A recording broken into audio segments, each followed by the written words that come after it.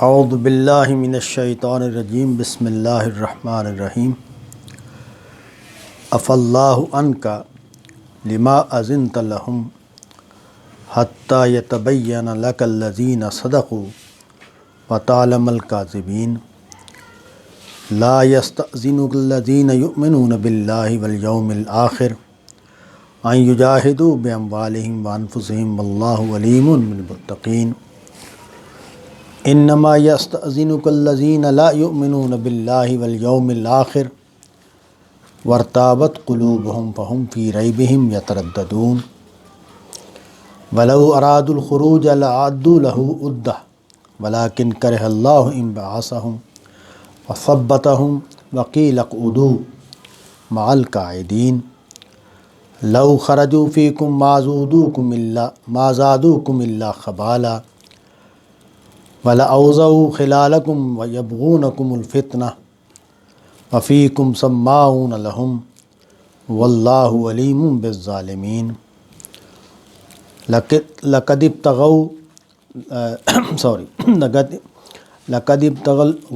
الْفِتْنَةَ مِنْ قَبْلُ وَقَلَّبُوا لَكَ الْأُمُورَ حَتَّى جَاءَ الْحَقُّ وَظَهَرَ أَمْرُ اللَّهِ وَهُمْ كَارِهُونَ وَمِنْهُمْ من یقول ایذن لی ولا تفتنی الا فی الفتنۃ سقطوا وان جہنم لمحیطۃ بالکافرین ان تصبک حسنہ تسؤہم وان تصبک مصیبۃ یقولوا قد اخذنا امرنا من قبل ویتولوا وهم فرحون قل لن یصیبنا الا ما كتب اللہ لنا هو مولانا وعلى اللہ فلیتوکل المؤمنون قل هل تربصون بنا الا احدى الحسنیین ونحن نتربص بكم ان یصیبکم اللہ بعذاب من عنده او بأیدینا فتربصوا انا معکم متربصون قل انفقوا طوعا او کرها لن يتقبل منکم انکم کنتم قوما فاسقین وما منعهم ان تقبل منهم نفقاتهم الا انهم كفروا بالله وبرسوله ولا يأتون الصلاة الا وهم كسالى ولا ينفقون الا وهم كارهون فلا تعجبك اموالهم ولا اولادهم انما يريد الله ليعذبهم بها في الحياة الدنيا وتزهق أنفسهم وهم كافرون ويحلفون بالله إنهم لمنكم وما هم منكم ولكنهم قوم يفرقون لو يجدون ملجأ أو مغارات أو مدخلا لولوا إليهم وهم يجمحون ومنهم من يلمزك في الصدقات فإن أوتوا منها رضوا وإن لم يؤتوا منها إذا هم يسخطون ولو أنهم رضوا ما آتاهم الله ورسوله وقالوا حسبنا الله سيؤتينا الله من فضله ورسوله إنا إلى الله راغبون۔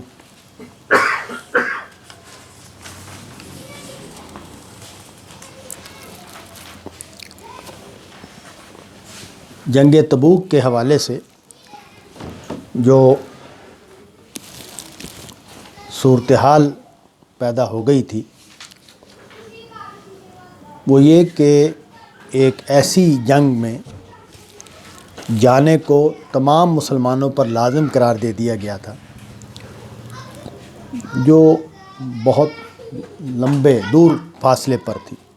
جنگ تبوک، اور اس جنگ میں دشمن بھی زیادہ بڑا تھا، زیادہ خطرناک تھا، بڑی طاقت کے ساتھ مقابلے کا امکان تھا۔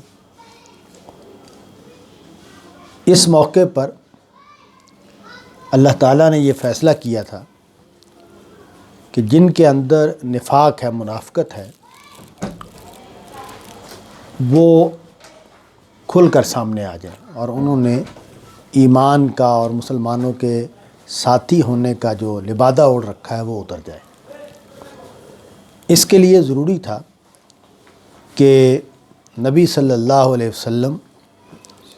اس موقع پر کوئی رو رعایت سے کام نہ لیں۔ نبی صلی اللہ علیہ وسلم کی جو شخصیت ہے اس میں ان کے کردار کا ایک نمایاں پہلو یہ ہے کہ آپ بہت کریم النفس آدمی ہیں۔ کریم النفس آدمی کی خوبی یا اس کا کمال یہ ہوتا ہے کہ وہ انتقام، توہین، اس سے اپنے آپ کو بلند رکھتا ہے۔ یعنی اس کے ہاں انتقام کا جذبہ بھی نہیں رہتا، اور اس کے ہاں کسی کی توہین، کسی کی رسوائی، کسی کو ملزم یا مجرم ثابت کرنا، اس کا یہ ذہن نہیں ہوتا۔ اس طرح کے آدمی کے لیے ہمارے ہاں کریم النفس کی اصطلاح رائج ہے۔ تو حضور صلی اللہ علیہ وسلم اس کا بہت ہی اعلیٰ نمونہ تھے، اور آپ صلی اللہ علیہ وسلم نے بہت سارے معاملات میں اس کا مظاہرہ کیا اپنی زندگی میں۔ بڑے بڑے واقعات ہوئے، لیکن آپ نے کسی کو براہ کرنے کی، کسی کو مجرم ثابت کرنے کی، کسی کے ساتھ انتقامی کارروائی کرنے کا انداز اختیار نہیں کیا۔ حضور صلی اللہ علیہ وسلم کے جو سخت اقدامات ہیں وہ ایک تو یہ کہ اللہ کا فیصلہ تھا، اللہ تعالیٰ نے چونکہ دینونت برپا کر رکھی تھی اور سزا اور جزا ہونی تھی، تو اس لیے وہ نافذ ہوئی، اور وہاں پھر آپ نے پوری شان کے ساتھ اقدام بھی کیا، لیکن اپنی ذاتی سطح پر، اپنے ذاتی بیہیویئر میں حضور جو ہیں وہ کریم النفس آدمی کے طور پر سامنے آتے ہیں۔ اسی وجہ سے یہ بات انبیاء کی تاریخ اور ان کی امتوں کی تاریخ کا مطالعہ کرنے سے محسوس ہوتی ہے کہ عام طور پر امتوں میں جو کریکٹر وجود میں آتے ہیں، بڑے کریکٹر جو وجود میں آتے ہیں، وہ اپنے پیغمبر کی شخصیت کو کاپی کرنا اس میں شامل ہوتا ہے، اور یہ فطری بات ہے۔ ہم پیر خانوں میں دیکھتے ہیں کہ پیر کے مرید جو ہیں ان کے ہاں ان کی شخصیت پر پیر کی شخصیت کا اثر ہوتا ہے، استاد کے شاگردوں میں استاد کی شخصیت کا اثر ہوتا ہے۔ تو پیغمبر تو بہت ہی بڑی ہستی ہے، پیغمبر کا تو کوئی تقابل بھی کرنا کسی کے لیے ممکن نہیں ہے کہ وہ پیغمبر کے ساتھ کسی تقابل میں کھڑا اس کو کیا جا سکے۔ وہ جو ہمارے ہاں جملہ بولا جاتا ہے کہ میں ان کے پاؤں کی خاک کے برابر بھی نہیں ہوں، تو یہ حضور صلی اللہ علیہ وسلم کے معاملے میں یہ رسمی یا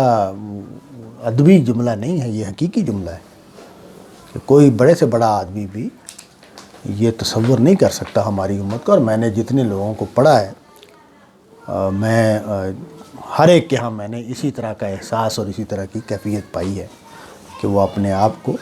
حضور کے مقابلے میں بہت نیچے، بہت پست سمجھتا ہے۔ تو لیکن اس کے باوجود یہ تو ہماری نفسیاتی حالت ہے، یا ہمارے اندر حضور صلی اللہ علیہ وسلم کی عظمت کا جو ادراک ہے اس کا ظہور ہے، لیکن ہمارے اندر یہ تمنا، یہ خواہش رہتی ہے، اور اس کو قرآن مجید نے اس کو بڑھاوا بھی دیا ہے یہ کہہ کے کہ تم لوگوں کے لیے پیغمبر میں اسوہ حسنہ ہے، بہترین نمونہ ہے۔ تو حضور کا رنگ عبادت، حضور کا رنگ لیڈری، حضور کا رنگ کیا ہے کاروبار، اور جو بھی زندگی کے معاملات ہوتے ہیں اس کو اختیار کرنے کی کوشش ہم کرتے ہیں۔ تو یہاں معاملہ چونکہ یہ تھا کہ واضح کرنا تھا کہ منافقین کو الگ کر دیا جائے۔ جو دینونت ہے، یعنی جزا اور سزا جو دنیا میں ہونی ہے، پیغمبروں کی امتوں پر ہوتی ہے، اس میں یہ ضروری ہوتا ہے کہ تمام مجرموں کو ان کے مقام کے لحاظ سے سزا دے دی جائے، جو بھی ان کا جگہ بنتی ہے۔ وہ معاندین ہیں تو وہ معاندین کی صف میں کھڑے ہوں اور اپنی سزا پائیں، وہ موافقین ہیں تو وہ موافقین کی جگہ پر کھڑے ہوں اور ان کو جو جزا ملنی ہے ان کو وہ دی جائے۔ تو یہاں نبی صلی اللہ علیہ وسلم کے معاملے میں چونکہ حضور نے ایک ریاست قائم کر لی تھی اور اس کے نتیجے میں حضور کو اقتدار حاصل ہو گیا تھا، تو اب لوگوں کے دنیاوی مفادات اقتدار کے ساتھ وابستہ ہوتے ہیں۔ وہ ہم بھی اس کا تجربہ کرتے ہیں اپنے اپنے زمانے میں کہ جب کوئی گروہ اقتدار میں آ جاتا ہے، جیسے یہاں انگریزوں کی حکومت تھی، تو اس وقت ہماری قوم کے جو کاروباری لوگ تھے، بڑے امیر لوگ تھے، انہوں نے کس طرح حکومتوں کے ساتھ، یا سر سید احمد خان کی تحریک بھی اسی میں آتی ہے، اسی طرح مغلوں نے حکومت کی تو ہندو راجاؤں اور ہندو جو لیڈرشپ تھی اس نے کیا کیا، تو یہ پرابلم پیدا ہو جاتی ہے کہ ہم اپنے مفادات کی وجہ سے سچے نہیں رہتے، ہمیں اپنے چہرے پر کوئی ایسے نقاب ڈالنے پڑتے ہیں جس سے ہم اپنے آپ کو اہل اقتدار کے لیے قابل قبول بنا سکیں۔ تو جب حضور صلی اللہ علیہ وسلم مدینہ میں حکومت قائم کی تو وہاں کے جو لوگ دل سے ایمان نہیں لا سکے، لیکن ان کو یہ اندازہ تھا کہ اگر ہم نے کافر کی حیثیت سے رہنے کو اختیار کیا تو اس کے نتیجے میں مدینے میں ہمارے لیے حالات مشکل ہو جائیں گے، ہمارے لیے یہاں سروائیو کرنا مشکل ہو جائے گا، تو انہوں نے بظاہر مسلمان ہونے کا اعلان کر دیا۔ اب اس موقع پر اللہ تعالیٰ یہ چاہتے تھے کہ یہ جنگ ایک ایسی جنگ ہے کہ جس میں شریک وہی ہوگا جو اسی رکوع میں ہم آگے پڑھیں گے کہ اس کو اللہ تعالیٰ نے بیان بھی کر دیا ہے کہ اہل ایمان کا رویہ کیا ہے اور جو اہل ایمان نہیں ہیں ان کا رویہ کیا ہے، جو دل سے مومن نہیں ہے۔ تو بات یہاں سے شروع ہوئی ہے اس رکوع میں کہ نبی صلی اللہ علیہ وسلم نے لوگوں نے آ کے عذر پیش کیا، اور عذر پیش کیے اس طرح کے کہ ہمارے پاس سامان نہیں، ہم سفر نہیں کر سکتے، ہم سفر کا خرچ نہیں اٹھا سکتے۔ یہ میں پہلے بھی عرض کرتا رہتا ہوں کہ جنگ کسی بھی زمانے کی ہو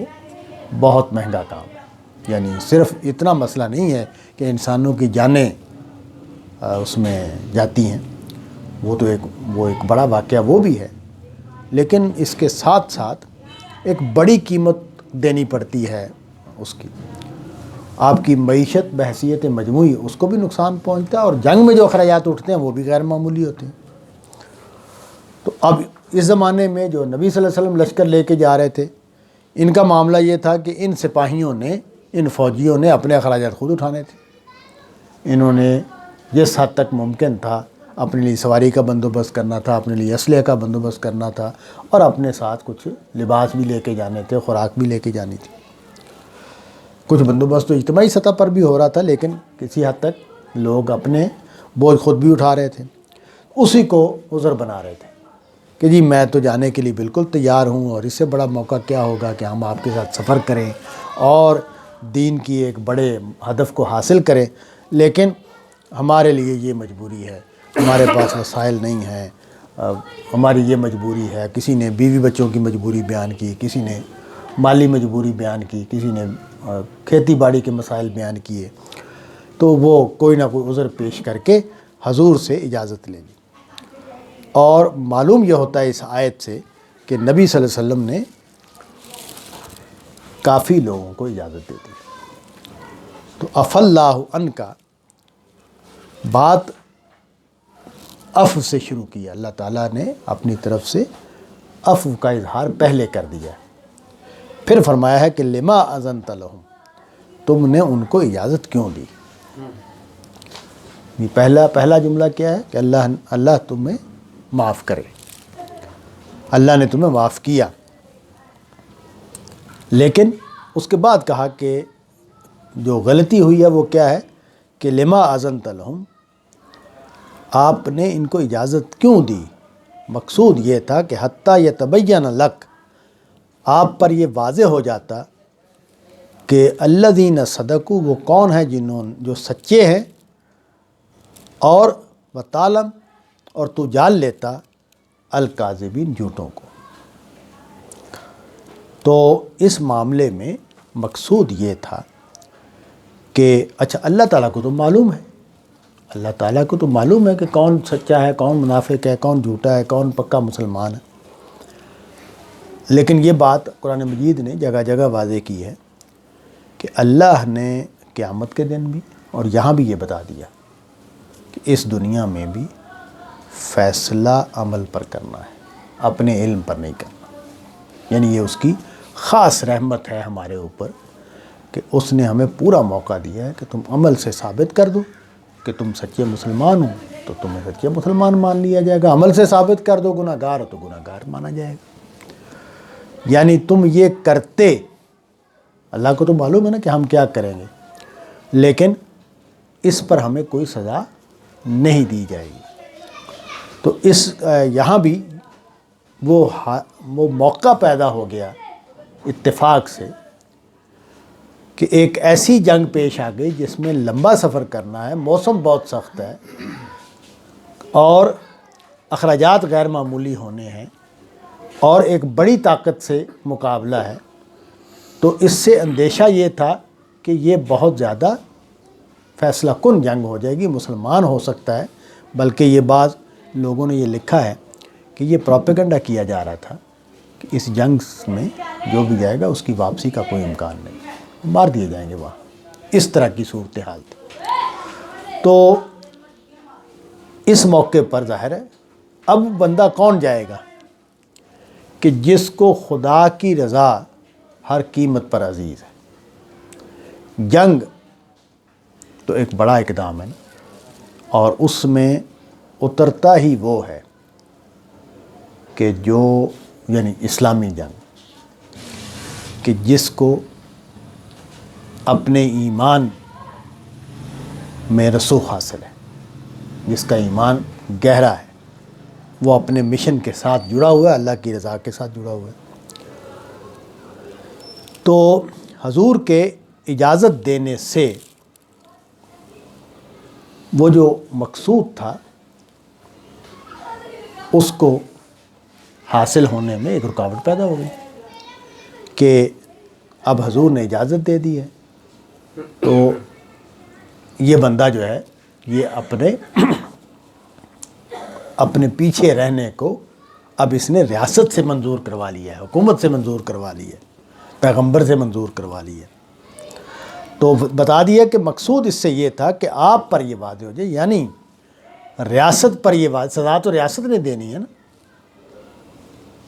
کیونکہ نبی صلی اللہ علیہ وسلم کو منافقین کو سزا دینے کا حکم دے دیا گیا تھا، سورہ احزاب میں بھی وہ بات بیان ہو چکی ہے، اور یہاں بھی اب یہ واضح تھا کہ تمام منکرین کو سزا دینی ہے، اور منافق منکر ہوتا ہے، اصل میں منکر ہوتا ہے، اس کو بھی سزا دینی ہے۔ اور اس کو واضح کرنے کے لیے ضروری تھا کہ ایک ایسا امتحان آئے کہ جس میں کھوٹا اور کھرا الگ ہو جائے، اور یہی مقصود ہوتا ہے۔ اس کو حضرت مسیح نے بیان کیا ہے کہ وہ دانوں کو الگ کر دے گا، بھوسے کو الگ کر دے گا اور بھوسے کو جلا دے گا۔ انجیلوں میں یہ تمثیل، حضرت مسیح تو تمثیل میں کلام کرتے ہیں نا، تو اس کو انہوں نے واضح کیا کہ وہ دانوں کو الگ کر دے گا، بھوسے کو الگ کر دے گا اور بھوسے کو جلا دے گا۔ تو یہ بھوسے کو جلانے کا جو عمل ہے وہ ہونا تھا، اور اس کے لیے ضروری تھا کہ دانے الگ ہو جائیں اور بھوسا الگ ہو جائے، اور یہ عمل پوری طرح نہیں ہو پایا ہے حضور صلی اللہ علیہ وسلم کی اجازت دینے سے۔ اب آگے بیان کیا کہ لا یستأذنک الذین یؤمنون باللہ والیوم الآخر، وہ لوگ جو اللہ اور آخرت پر ایمان رکھتے ہیں وہ آپ سے اجازت لینے نہیں آئیں گے، آپ سے اجازت لینے آئیں گے ہی وہ کہ جن کے اندر کوئی کھوٹ ہے کسی درجے کا۔ جو اللہ اور اس کے آخرت پر ایمان رکھتے ہیں وہ اس معاملے میں کہ وہ اللہ کی راہ میں جہاد کریں اپنے مالوں سے اور اپنی جانوں سے، وہ اس معاملے میں اجازت لینے نہیں آئیں گے۔ واللہ علیم بالمتقین، اللہ تقوی والوں کو بہت اچھی طرح جانتا ہے۔ تو مطلب یہ ہے کہ تقوی اس موقع پر ہی تو ظاہر ہونا ہے کہ کون ہے جو اللہ پر صحیح معنی میں ایمان رکھتا ہے، اور جو صحیح معنی میں ایمان رکھتا ہے اس کو معلوم ہے کہ یہ ایک امتحان آ گیا ہے اور ہمیں اس میں پورا اترنا، تو وہ آپ کے پاس نہیں آئے گا اجازت لینے کے لیے۔ کہ جی مجھے اجازت دے دیجیے، میری یہ مسئلہ ہے، یہ میری یہ مجبوری ہے۔ اجازت لینے وہی آئے گا کہ جس کے اندر کوئی نہ کوئی کمزوری پائی جاتی ہے۔ انما یستاذنک الذین لا یؤمنون باللہ والیوم الآخر، آپ سے اجازت لینے وہی آئیں گے کہ جو اللہ اور آخرت پر ایمان نہیں رکھتے۔ وارتابت قلوبہم، جن کے دلوں میں شک پڑا ہوا ہے، فہم فی ریبہم یترددون، اور وہ جو اپنے شک میں ادھر ادھر گرداں ہیں، تو یعنی ڈگمگا رہے ہیں، جن کو سمجھ میں نہیں آ رہا کہ ہم کیا کریں۔ تو یقین کی نعمت سے محروم ہے، اعتماد کی نعمت سے محروم ہے، اللہ اور اس کے رسول پر اعتماد کی نعمت سے محروم ہے۔ ایمان کا ایک لازمی ثمرہ اگر وہ نہیں پیدا ہوا کسی بندے کے اندر، تو اس کا مطلب یہ ہے کہ اس کے ہاں پھر سوال پیدا ہونا چاہیے، اور وہ ہے اللہ پر توکل۔ یعنی کوئی بندہ مومن ہو اور وہ اللہ پر اعتماد نہ کرتا ہو، کوئی بندہ مومن ہو اور وہ اللہ کی رضا پر راضی نہ ہو، کوئی بندہ مومن ہو اور وہ اپنے امور اللہ کے حوالے نہ کرے، تو یہ اس کا مطلب یہ ہے کہ ایمان کی حقیقت سے وہ شناسائی نہیں ہے، اس کی ایمان سے شناسائی ہوئی نہیں ہے۔ وہ لفظ کچھ بولتا ہے، لفظ تو دیکھیں، لفظ تو کوئی بھی بول سکتا ہے، میں بھی بول سکتا ہوں، آپ بھی بول سکتے ہیں، اور بڑے سے بڑے لفظ بولے جا سکتے ہیں، لیکن جب ہم ایمان کا لفظ بولتے ہیں، یہاں دیکھیں اللہ اور آخرت پر ایمان، اللہ اور آخرت پر ایمان، دونوں آیتوں میں اللہ اور آخرت پر ایمان کے لفظ کا لفظوں کا آنا یہ بتاتا ہے کہ اللہ پر ایمان اور آخرت پر ایمان، ایک تو یہ کہ یہ لازم ملزوم ہے، اور دوسرا یہ کہ ایمانیات اصل میں یہ دو ہیں، اللہ پر ایمان اور آخرت پر ایمان۔ باقی جو تین ایمانیات ہیں، ملائکہ پر ایمان اور کتابوں پر ایمان اور انبیاء پر ایمان، یہ تو اس نظام ہدایت پر اعتماد ہے کہ اللہ نے ایک نظام ہدایت بھی بنایا، اس کے افراد بھی ہیں، اور اس میں کتابیں بھی اترتی ہیں، اور وہی لانے والے ملائکہ بھی ہیں، تو وہ اصل میں نظام ہدایت ہے۔ اصل ایمانیت دو ہیں، اللہ پر ایمان اور آخرت پر ایمان، اور اسی سے ساری بات مکمل ہو جاتی ہے۔ باقی اس کا تقاضا ہے کہ اللہ تعالیٰ نے چونکہ آخرت رکھی ہے اور وہاں عدالت لگنی ہے، اور وہاں ہمیں کامیابی یا ناکامی ہونی ہے، اور اس کے لیے ہمیں ہدایت چاہیے، رہنمائی چاہیے کہ کیا چیزیں ہمیں کامیاب بنائیں گی اور کیا ہمیں ناکام بنائیں گی۔ تو کہا کہ یہ آپ نے اجازت دی، حالانکہ اجازت نہ دیتے تو یہ مقصود حاصل ہو جاتا کہ آپ پر یہ واضح ہو جاتا کہ کون سچا ہے اور کون جھوٹا ہے، اور آپ کو یہ معلوم ہونا چاہیے کہ اجازت آپ سے جو لینے آئے ہیں وہ اللہ اور آخرت پر ایمان نہیں رکھتے۔ اگر اللہ اور آخرت پر ان کا حقیقی ایمان ہوتا تو یہ آپ سے اجازت نہ لیتے۔ اس موقع پر اور قرآن مجید نے ایک دوسری جگہ پر اس بات کو اس طرح بیان کیا ہے کہ جب بھی کوئی آیت اترتی ہے ان کے ایمان میں اضافہ ہوتا ہے۔ کیا نقطہ ہے اس میں کہ آیت اترتی ہے ایمان میں اضافہ ہوتا ہے؟ مطلب یہ ہے کہ یہ فرما برداری کی اس جگہ پر کھڑے ہیں کہ یہ منتظر ہیں کہ ہمارا رب ہم سے کیا چاہتا ہے، اور جو ہی کوئی ہدایت آتی ہے تو یہ آگے بڑھ کر اس کو قبول کرتے ہیں۔ تو کسی بھی اللہ کے حکم کو پوری آمادگی کے ساتھ قبول کرنا ایمان میں اضافہ ہے۔ کوئی نئی ہدایت آئی اور میں نے اس کو دل کی آمادگی سے قبول کیا، اس پر عمل پیرا ہو گیا، اس کا مطلب یہ ہے کہ میرے اندر ایمان نے مزید گرو کیا ہے، مزید اس میں اضافہ ہوا ہے۔ تو یہاں بھی یہ جو جنگ تبوک ہے، اس نے بھی وہی امتحان پیدا کر دیا تھا کہ پتہ چل جائے کہ کون ہے جو اللہ اور اس کے رسول کے ساتھ مخلص ہے، جو اپنے دین کے ساتھ مخلص ہے، اس کے ساتھ وابستگی کے تقاضے پورے کرنے کے لیے تیار ہے، اور اس کے لیے جان اور مال کی قربانی دینے کے لیے تیار ہے۔ اور وہ جو جان اور مال کی قربانی دینے کے لیے تیار ہے، جو ہر زحمت کو اٹھانے کے لیے تیار ہے، وہ تو آمادہ ہے کہ جنگ ہو تو ہم جائیں۔ وہ تو یہ سوال ہی نہیں کرے گا کہ کیوں اور کیسے۔ کیوں اور کیسے کا سوال یہ ذہن میں موجود تردد کو ظاہر کرتا ہے، اور اگر ذہن میں تردد نہیں ہے تو کیوں اور کیسے کا سوال نہیں آئے گا۔ دیکھیں، ہم جو انسانوں کا دائرہ ہے نا، اس میں بعض کیوں اور کیسے اس کا جواز پیدا ہو جاتا ہے، کیونکہ جو شخص لیڈر ہے، رہنما ہے، وہ خاص سیاسی رہنما ہو یا دینی رہنما ہو یا علمی رہنما ہو، اس کے بارے میں ہمیں یہ گمان ہو سکتا ہے کہ اس کا فیصلہ ہو سکتا ہے ٹھیک نہ ہو، اس کا تجزیہ ہو سکتا ہے ٹھیک نہ ہو، اس کی رائے ہو سکتا ہے ٹھیک نہ ہو، لیکن یہ تو خدا کے پیغمبر ہیں، اور ان کو اللہ کا پیغمبر مان کے ہم ان کے ساتھ وابستہ ہوئے ہیں، اور یہ کہہ رہے ہیں کہ جنگ پہ جانا ہے، اور ہمیں یہ معلوم ہے کہ اس شخص کو ہر وقت خدا کی رہنمائی حاصل ہے، اس کی ملائکہ سے ملاقات ہوتی ہے، اللہ تعالیٰ اس کو رہنمائی کرتے ہیں کہ یہ کرنا ہے اور یہ نہیں کرنا، تو وہاں تو ارتیاب کا کوئی امکان ہی نہیں ہے۔ وہاں تو ارتیاب کا مطلب ہے پیغمبر ہونے میں شک پیدا کر لیا ہے، لہٰذا ارتیاب یا شک یا سوال کرے گا وہ کہ جو پیغمبر نہیں مانتا۔ ہمیں منافقین کے جو تبصرے ہیں قرآن مجید میں نقل ہوئے ہیں، اس سے بالکل واضح ہو جاتا ہے کہ جو منافقین تھے نبی صلی اللہ علیہ وسلم کو ایک دنیاوی لیڈر سمجھتے تھے، کہ جس نے مکے کے حالات سے فائدہ اٹھایا اور ایک لیڈرشپ بنا لی، ایک گروپ بنا لیا، اور پھر فائدہ اٹھایا حالات سے اور مدینے پہ آ کے اپنی ریاست قائم کر لی، اور مدینے کے جو لوگ تھے، جو سیاسی طور پر وہاں کے مقتدر تھی، اس کو شکست ہو گئی، اور وہ پھر ایک انتقام کی اس میں چلے گئے۔ تو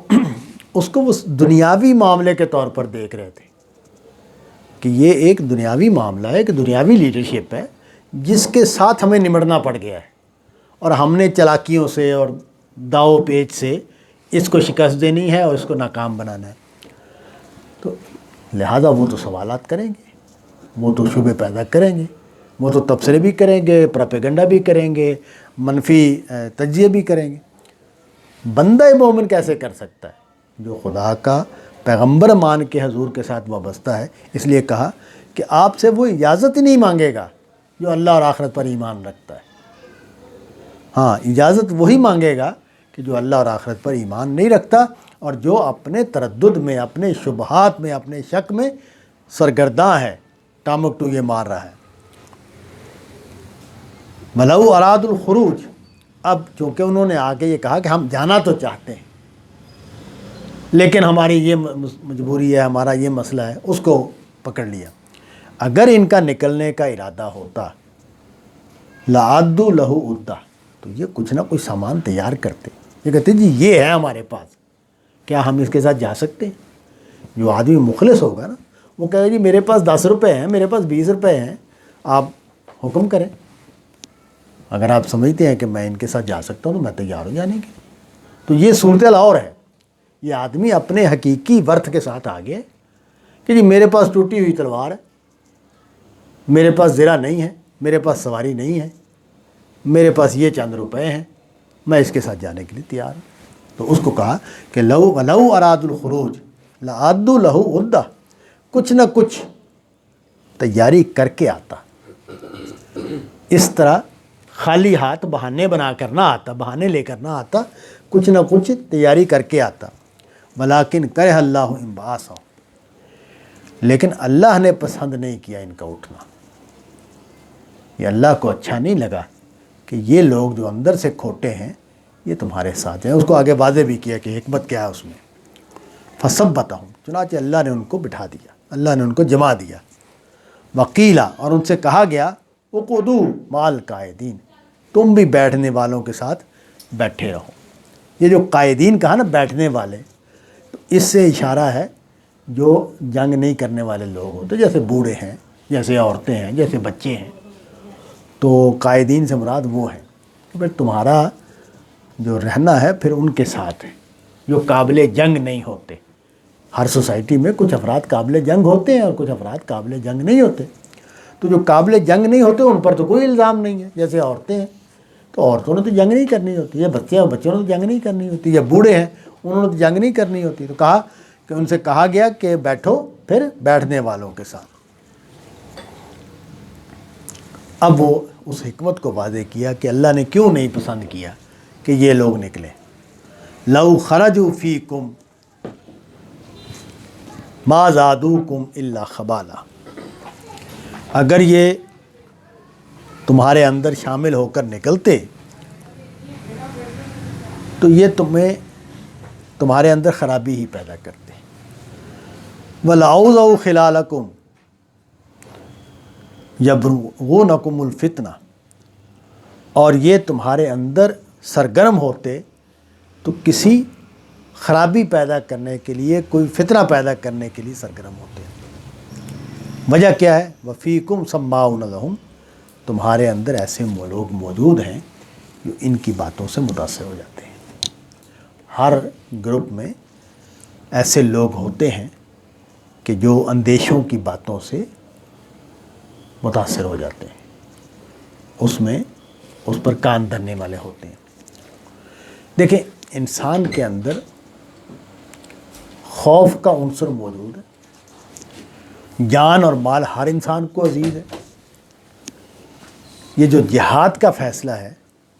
یہ خالصتاً ایمانی طاقت سے ہوتا ہے۔ اگر ایمانی طاقت موجود نہ ہو تو یہ فیصلہ ہو ہی نہیں سکتا۔ تو جس کے اندر ایمان کی طاقت ہے وہ ایک اور شعور سے یہ فیصلہ کرتا ہے کہ میں نے جنگ کرنی ہے اور میرا مقصد یہ ہے۔ لیکن جو اس میں ذرا کمزور ہوتا ہے اس کو ڈراوے، ڈر، اندیشے وہ پریشان کرتے ہیں، اور یہیں سے شیاطین بھی موقع اٹھاتے ہیں اور فتنہ پرتاز بھی اس سے فائدہ اٹھاتے ہیں۔ تو اس کو واضح کیا کہ یہ ان کو اس لیے پیچھے رکھنا مقصود تھا کہ یہ لوگ اگر لشکر میں شامل ہو جائیں گے تو لشکر میں ایسی فضا پیدا کرتے رہیں گے کہ جس کے نتیجے میں جو لشکر کا موریل ہے یا جو اس کی یکرخا یکسوئی ہے اس کو نقصان پہنچے گا، اور اس میں پرابلم پیدا ہوں گی اور بہت ساری چیزوں کو مینج کرنا پڑ جائے گا جس کی ضرورت نہیں ہونی چاہیے۔ ایک بڑا مشکل سفر اور اس کے لیے ایک بڑی جنگ کرنے جا رہے تھے، تو اس میں ایسی صورتحال نہیں ہونی چاہیے۔ گویا شرارتی لوگوں چاہا کہ یہ پیچھے ہی رہ جائے، اس کو بیان کر دیا کہ یہ وجہ تھی جس کی وجہ سے اللہ تعالیٰ نے اس کو پسند نہیں کیا کہ یہ لشکر کا حصہ بنے۔ اب ان کی تاریخ کی طرف اشارہ کیا کہ لقد ابتغوا الفتنۃ من قبل وقلبوا لك الامور حتى جاء الحق وظهر امر الله وهم كارهون، اور انہوں نے اس سے پہلے بھی فتنہ پیدا کیا تھا۔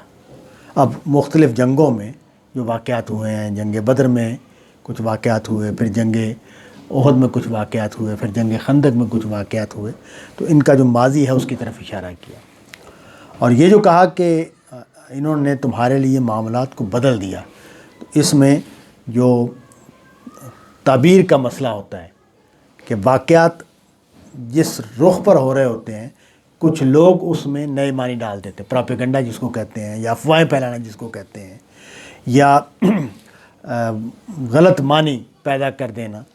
کہ جیسے اب ہمارے یہاں میں ہوتا ہے نا، آپ دیکھیں تجزیے ہو رہے ہوتے ہیں کہ فلانا جو ہے اس کے پیچھے امریکہ کا فلانا وہ ہے اور یہ ہے وہ ہے، تو بعض چیزیں جو ہیں وہ جھوٹ ہوتی ہیں، محض فتنہ ہوتی ہیں۔ اس کی طرف اشارہ کیا کہ واقعات کی صورت ہی بدل دی،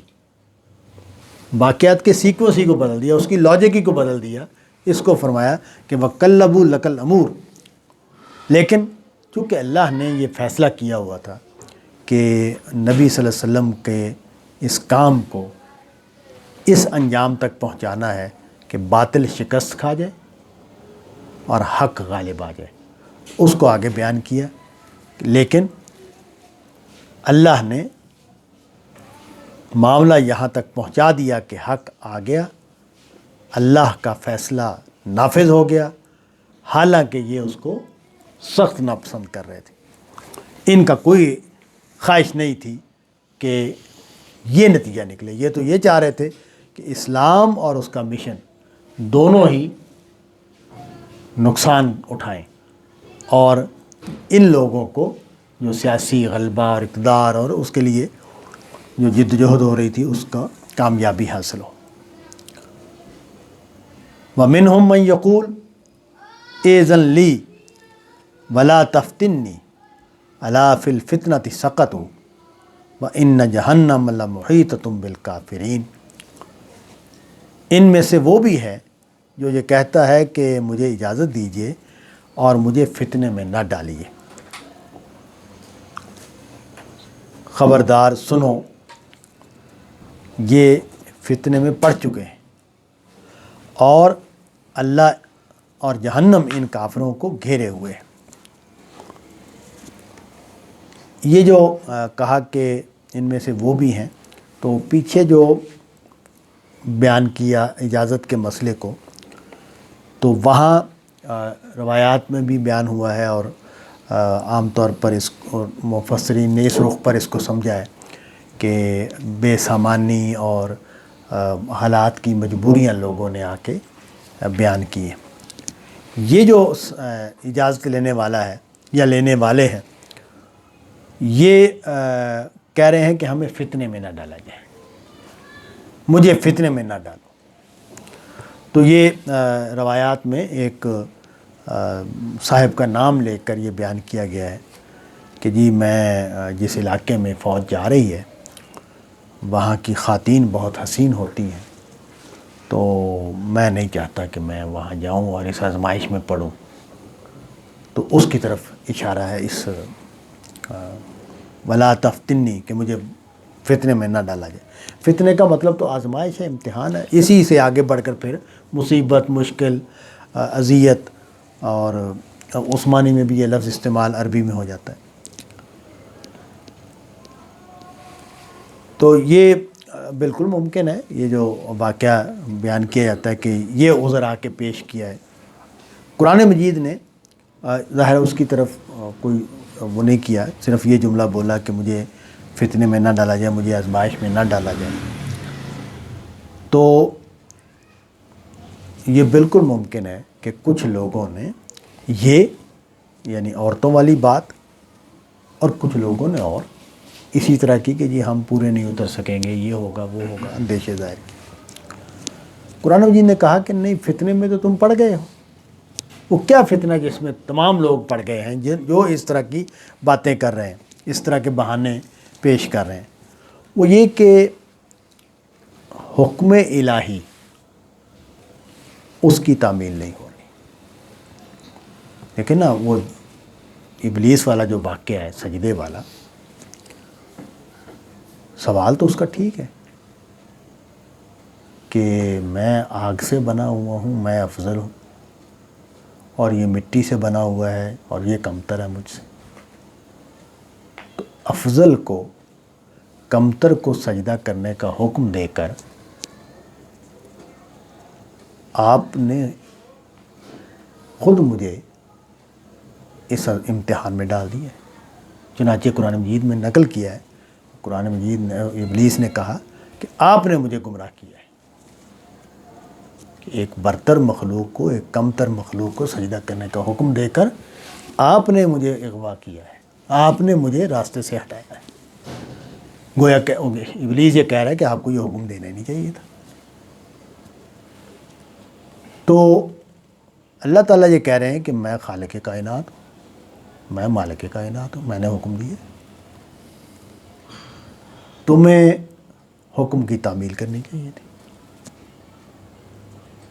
دوسری بات ہی کرنے کی نہیں ہے۔ جب مالک کائنات نے کہہ دیا پھر برتری کیا، پھر عظمت کیا؟ اگر باپ کہتا ہے بڑے بیٹے کو چھوٹے بیٹے سے معافی مانگو، وہ معافی مانگے، باپ نے کہا ہے، اب چھوٹے اور بڑے کی بات نہیں، اب کہ میرے باپ نے کہا ہے میں معافی مانگ رہا ہوں۔ تو یہ یہاں بھی یہی پرابلم ہوئی کہ جتنی مرضی مشکلات ہیں، جتنے مرضی مسائل ہیں،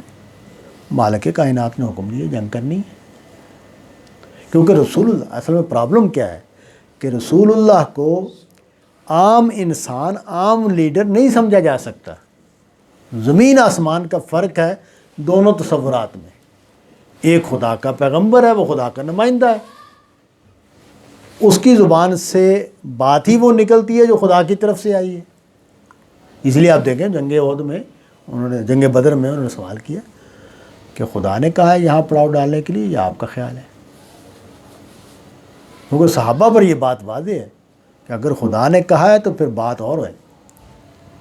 اگر تدبیر کی بات ہے تو ہم اپنی بات پیش کر سکتے ہیں۔ تو پہلے انہوں نے بندوبست کر لیا وہ کہ حکم کدھر سے آیا ہے۔ تو پیغمبر کی جو بات ہے وہ خدا کی بات ہے، الا یہ کہ پیغمبر واضح کر دے کہ بھئی یہ میری بات ہے تو ٹھیک ہے اس میں پھر، لیکن یہ تو جنگ ہے، اور جنگ میں اگر پیغمبر یہ کہہ رہا ہے کہ چلو، اور اب صورت نے تو بالکل واضح کر دیا سورہ توبہ نے کہ معاملہ ہی سارا اللہ کی طرف سے ہو رہا ہے، تو اس لیے یہ کہا کہ ان جہنم لمحیطۃ بالکافرین، ان کافروں کو جہنم گھیرے ہوئے۔ تو یہ کافر کیوں ہیں؟ اس لیے کہ انہوں نے اللہ کے حکم کا انکار کر دیا، یہ اللہ کے رسول کو اللہ کا رسول ہی نہیں مانتے، اس لیے یہ اصل میں کافر ہیں، اور ان کا انجام جہنم ہے۔ وَإِن تُصِبْكَ حَسَنَةٌ تُسُؤْهُمْ، اور ان کے کھوٹ کا ثبوت یہ ہے کہ اگر آپ لوگوں کو کوئی کامیابی حاصل ہوتی ہے، کوئی فائدہ پہنچتا ہے، تو ان کے دل برے ہو جاتے ہیں، ان کو تکلیف پہنچتی ہے۔ وَإِن تُصِبْكَ مُصِیبَةٌ، اور جب کوئی مصیبت تم پر آتی ہے، یقولو، تو یہ کہتے ہیں قد اخذنا امرنا من قبل، ہم نے تو پہلے ہی اپنا بندوبست کر لیا تھا، ہم نے تو پہلے ہی اپنے بچاؤ کا سوچ لیا تھا، ہمیں پہلے ہی پتہ تھا کہ یہ مشکل میں پڑنے والے ہیں، اور ہم نے اسی لیے احتیاط کر لی تھی کہ ہمیں یہ جنگ احد میں جو تکلیف پہنچی ہے مسلمانوں کو، اس کے بعد ان لوگوں نے اسی طرح کی باتیں کی ہوں گی کہ دیکھیں یہ اچھا رہ گیا نا، ہم لوگ نہیں گئے 300-400 لوگ، ہمارے لوگوں کو تو کچھ نہیں ہوا نا، ان لوگوں نے تو اپنے آپ کو فتنے میں ڈالا اور دیکھیں کیا نقصان اٹھا کے آئے ہیں۔ تو اس کی طرف وہم فرحون، اور یہ پھر بہت خوش ہوتے ہیں، اچھا ہو گیا ان کو ذرا ہاتھ لگے ہیں نا، ان کو پتہ چلا کہ ہماری بات نہ مان کے انہوں نے کتنی بڑی غلطی کی تھی۔ کل، اب مسلمانوں کو بتایا کہ مسلمان کس جگہ پر کھڑا ہوتا ہے، وہ کہاں سے دیکھ رہا ہوتا ہے چیزوں کو۔ قل لن یصیبنا الا ما کتب اللہ لنا، بھئی ہمیں تو وہی آتا ہے، پیش آتا ہے، ہمیں تو وہی پیش آتا ہے جو اللہ نے لکھا ہے، یعنی اللہ کے حکم کے بغیر، اللہ کے اذن کے بغیر کچھ بھی نہیں ہوتا۔ تو وہ جو صحابہ ہیں ان کو تو اس کا تجربہ تھا نا کہ کیسے اللہ تعالیٰ گرے ہوئے دشمنوں میں گرے ہوئے انسانوں کو بچاتا ہے یا وہ بچانا چاہتا ہے۔ حضور کا ہجرت کا سفر، جنگ بدر، جنگ خندق، تو یہ وہ واقعات ہیں جس میں اللہ تعالیٰ نے کوئی امکان نہیں تھا بظاہر بچت کا، بچا لیا، اور جب کوئی مصیبت آئی تو وہ اسی وقت آئی جب اللہ نے فیصلہ کیا کہ آئے گی مشکل، تو اس کو بیان کیا کہ ان سے کہو، ان کو، ان منافقوں کو بتا دو کہ تمہارا عقیدہ یہ ہے کہ ہمیں کوئی مصیبت نہیں آتی، ہمیں کوئی مشکل پیش نہیں آتی اس وقت تک جب تک کہ اللہ کا فیصلہ نہ ہو، اللہ نے اس کو ہمارے لیے نہ لکھا ہو۔ ہوا مولانا وعلی اللہ فلیتوکل المؤمنون، وہی ہمارا مولا ہے، وہی ہمارا کارساز ہے۔ مولا کا مطلب ہوتا ہے وہ ہستی جو کام بنانے والی، کارساز ہے۔ اور اسی لیے اگلا جملہ اس کارساز کے معنی کے ساتھ جڑا ہوا ہے، وَعَلَى اللَّهِ فَلْيَتَوَكَّلِ الْمُؤْمِنُونَ، جو سچے مومن ہوتے ہیں وہ اللہ پر بھروسہ رکھتے ہیں، کیونکہ ان کو پتہ ہے کہ کام بگاڑنے اور بنانے کی اصل قدرت اللہ کے پاس ہے، اس کے اذن اور حکم کے بغیر کچھ نہیں ہوتا۔ پھر کہا کہ ان کو کہو، قُلْ هَلْ تَرَبَّصُونَ بِنَا إِلَّا إِحْدَى الْحُسْنَيَيْنِ وَنَحْنُ نَتَرَبَّصُ بِكُمْ أَن يُصِيبَكُمُ اللَّهُ بِعَذَابٍ مِّنْ عِندِهِ أَوْ بِأَيْدِينَا فَتَرَبَّصُوا إِنَّا مَعَكُمْ مُتَرَبِّصُونَ۔ اور ان منافقوں کو بتا دو کہ تم ہمارے بارے میں انتظار کر رہے ہو نا کہ ہم کسی مصیبت میں پڑیں، اس کو پازیٹیو بیان کیا، چونکہ ہم کہہ رہے ہیں، مسلمان کہہ رہے ہیں کہ تم ہمارے بارے میں انتظار کر رہے ہو کہ ہمیں پہنچے، تو جو بھی ہمیں پہنچے گا وہ دو بہتریوں میں سے ایک بہتری ہے، یا تو یہ کہ ہم دنیا میں کامیاب ہو جائیں گے، یا یہ کہ مار دیے جائیں گے۔ تو دونوں ہمارے لیے حسنہ ہے۔ دنیا میں کامیابی تو واضح ہے، حسنہ ہے، خدا کی راہ میں موت آخرت کی کامیابی، جنت میں چلے جائیں گے۔ تو ہمارے لیے تو دونوں انجام بہت اعلیٰ ہیں۔ تم جو ہمارے بارے میں سوچ رہے ہو تو وہ تو ہمارے لیے ہر حال میں اچھا ہے۔ موت آ جائے گی خدا کی راہ میں تو وہ بھی اچھا، کامیابی ہو جائے گی خدا کی راہ میں تو وہ بھی اچھا۔ لیکن ہم جو تمہارے بارے میں انتظار کر رہے ہیں وہ یہ کہ یا اللہ کی طرف سے تم پر کوئی عذاب آ جائے یا ہمارے ہاتھوں سے آ جائے، او بِأَيْدِينَا، یعنی یا جنگ میں ہمارے ہاتھوں مارے جاؤ تم، یا اللہ کی طرف سے کوئی عذاب آ جائے اور تم مارے جاؤ۔ فَتَرَبَّصُوا إِنَّا مَعَكُمْ مُتَرَبِّصُونَ۔ اب اللہ کیا فیصلہ کرتا ہے؟ یہ فیصلہ کرتا ہے کہ آسمانی عذاب سے تمہیں ہلاک کر دے یا ہماری تلواروں سے تمہیں ہلاک کر دے۔ جو بھی اللہ فیصلہ کرے گا، ہم بھی انتظار کر رہے ہیں، تم بھی انتظار کرو۔ پھر کچھ دکھاوے کے لیے یہ جنگ وغیرہ میں کچھ آ کے مالی مدد کرتے تھے، ظاہر ہے اپنے آپ کو ظاہر تو کرنا نا کہ ہم آپ کے ساتھ ہیں، تو کچھ چندے میں پیسے دیتے تھے آ کے، اس کو واضح کیا، قُلْ انفقوا طوعا او کرہا لن یتقبل منکم، تم خواہ دل سے آ کے انفاق کرو یا مجبوراً انفاق کرو، تم سے اس کو قبول نہیں کیا جائے گا۔ کیوں؟ انکم کنتم قوما فاسقین، کیونکہ تم ایک ایسا گروہ ہو جو نافرمان ہے، جو اصل میں اللہ کے حکم کو نہیں مانتا، اس لیے تمہارے اس خرچ کرنے کو قبول نہیں کیا جائے گا۔ میں نے یہ بیان کیا تھا کہ غامدی صاحب کی دریافتوں میں سے ایک دریافت یہ ہے کہ یہ جو سورہ توبہ ہے یہ اپنے ظاہر میں تو بیان کر رہی ہے دنیا میں جو رسول اللہ کے ساتھی اور مخالف ہیں ان کے انجام کو۔ ان کا خیال یہ ہے کہ یہی معاملہ آخرت میں ہونا ہے، جو یہاں طبقات بنا دیے گئے ہیں اور جو ان کا انجام بیان کر دیا گیا ہے یہی آخرت میں ہونا ہے۔ تو یہ جو آیت ہے کہ دنیا میں صدقات قبول نہیں کیے جا رہے، نیکی کا کام کیا ہے، خیرات کی ہے، آ کے دینی مشن کو دیا ہے، رسول اللہ کے جہاد میں پیسے دیے جا رہے ہیں، تو اس کو قبول نہیں کیا جا رہا، تو گویا منافق کی کوئی نیکی قبول نہیں ہوگی۔ جس شخص کے دل میں کھوٹ ہے اس کی یہاں کی ہوئی نیکیاں ضائع چلی جاتی ہیں، اس کا کوئی انجام آخرت میں اس کو کوئی نتیجہ نہیں ملتا۔ تو یہ ایک جنرل اصول بھی اس بات سے واضح ہوتا ہے۔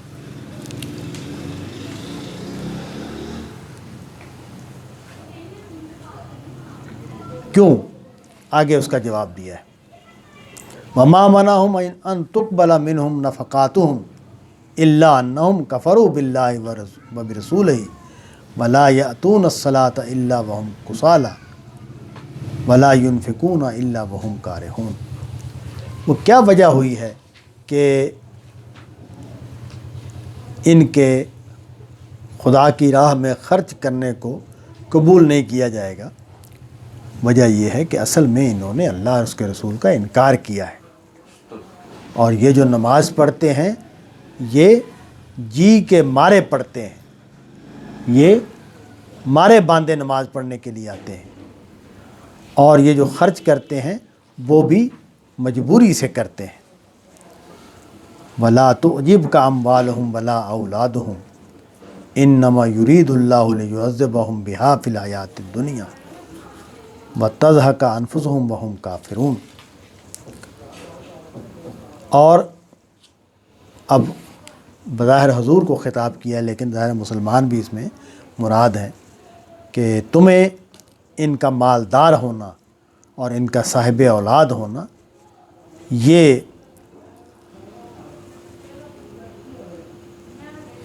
دلچسپ نہ لگے، یہ تمہیں حیران نہ کرے۔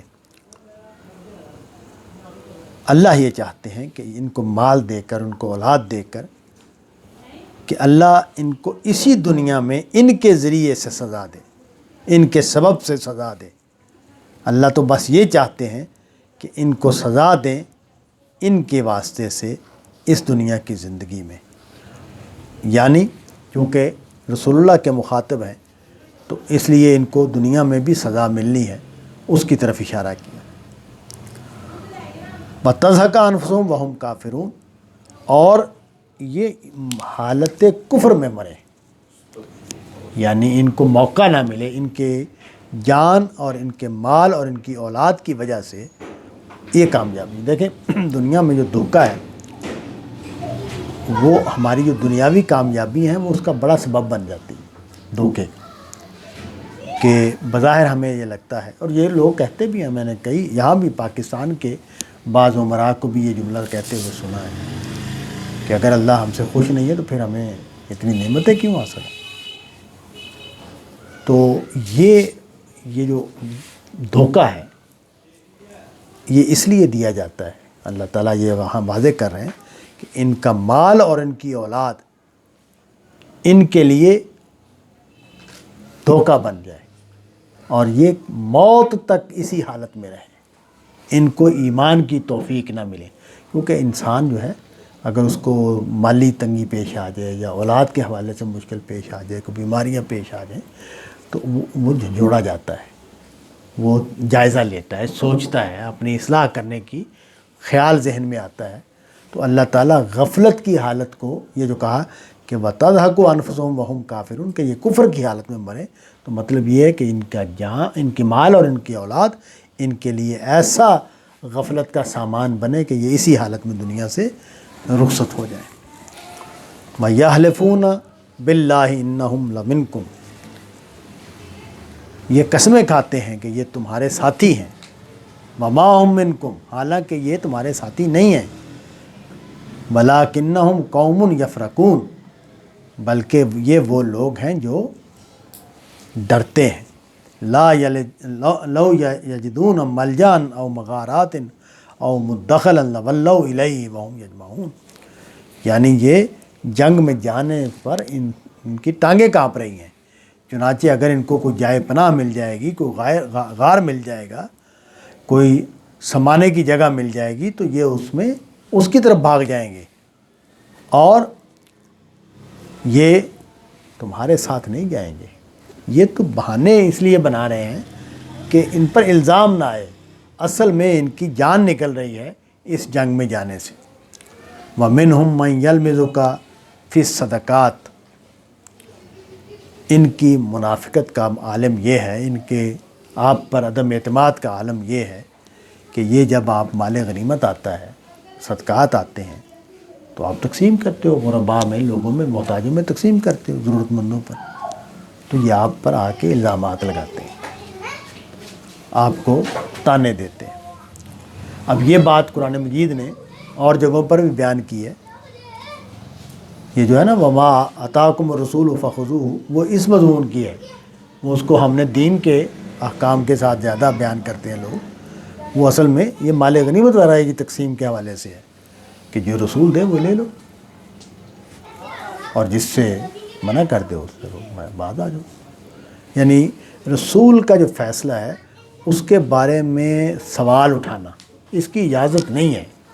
یہ ادب پیغمبر کے خلاف ہے کہ وہاں یہ سوال اٹھایا جائے کہ آپ نے انصاف نہیں کیا، آپ نے صحیح نہیں تقسیم کیا، آپ کو اس طرح نہیں کرنا چاہیے تھا، وہاں یہ نہیں کہا جا سکتا۔ چنانچہ یہاں یہ فرمایا کہ یہ تانے دیتے ہیں، فَإِنْ أُوتُوا مِنْهَا رَضُوا، اگر ان کو دے دیا جائے تو بڑے خوش رہتے ہیں، وَإِنْ لَمْ يُؤْتُوا مِنْهَا إِذَا هُمْ يَسْخَطُونَ، اور اگر نہ دیا جائے تو پھر بڑا غصہ کرتے ہیں۔ وَلَوْ أَنَّهُمْ رَضُوا مَا آتَاهُمُ اللَّهُ وَرَسُولُهُ، اور اگر یہ راضی ہو جاتے اس پر جو اللہ اس کے رسول، یہاں پھر دیکھیں اللہ اور اس کے رسول کو اکٹھا کر دیا،